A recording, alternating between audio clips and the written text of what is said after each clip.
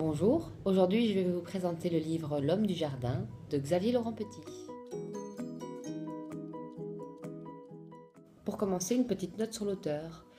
Alors Xavier Laurent Petit est un auteur français qui a 60 ans.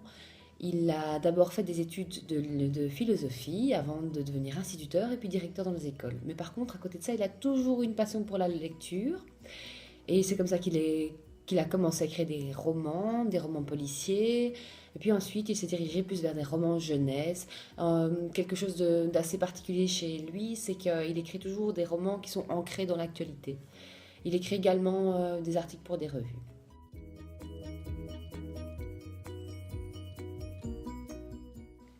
Alors, c'est un polar jeunesse. Ça raconte l'histoire de Mélie, qui est une jeune fille pas très bien dans sa peau. Elle est orpheline de mère et son papa est médecin de nuit. Alors il est médecin de nuit parce que tout simplement, depuis que sa maman est décédée, il a décidé de passer plus de temps avec sa fille en journée. Mais alors le soir, Mélie se retrouve toute seule dans une grande maison, un peu isolée et qui a plein de bruits très angoissants. Alors Mélie, pour parer à tout ça, elle met les lumières de toute la maison, elle met la musique à fond et alors elle s'empiffre. C'est pour ça qu'elle est un petit peu ronde et pas bien dans sa peau. Et voilà qu'un week-end où Papiel, son papa qu'elle appelle Papiel, est de garde tout le week-end, elle découvre un matin le corps d'un homme blessé dans le jardin. Bon, elle voit quand même que l'homme est mal en point, donc elle y va. Et dans un balbutiement, l'homme lui murmure « Mélie ». Il lui murmure son prénom.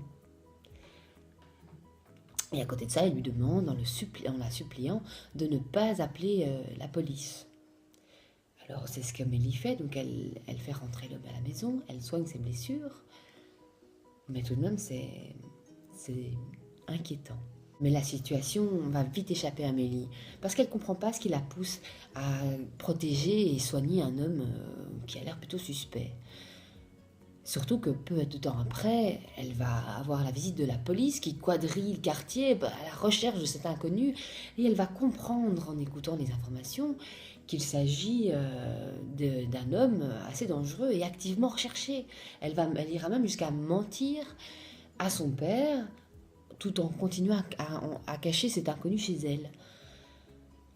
Mais qui est donc l'homme du jardin ? C'est tout ce que le lecteur aura à découvrir dans ce roman.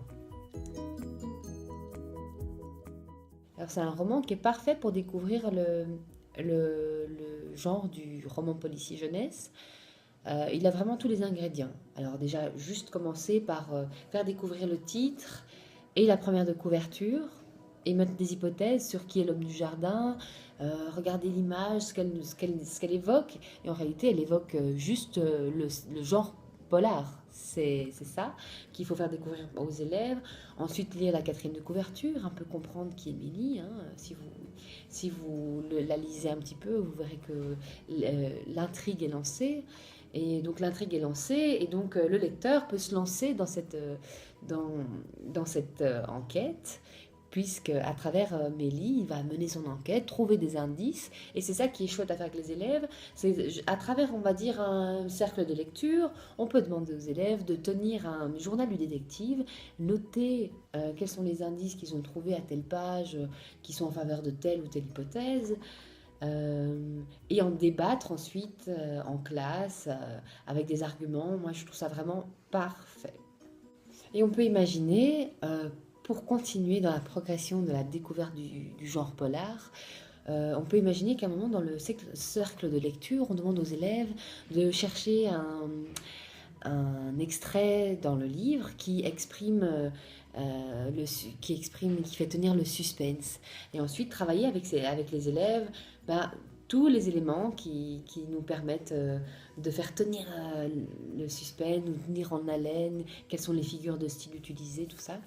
Et à côté de ça, on peut encore travailler autre activité encore à faire avec les élèves, c'est de travailler le lexique de la peur, puisque on peut leur demander de trouver des extraits du livre dans lesquels Mélie, qui a plein d'angoisse, décrit ses peurs. Ensuite, on peut demander aux élèves d'eux-mêmes décrire une peur et travailler le lexique. de la peur qui fait tenir en haleine également. Alors j'espère que ma petite vidéo vous aura donné envie de faire découvrir ce livre à vos élèves, si vous avez des élèves du premier degré. Et voilà, à bientôt, au revoir.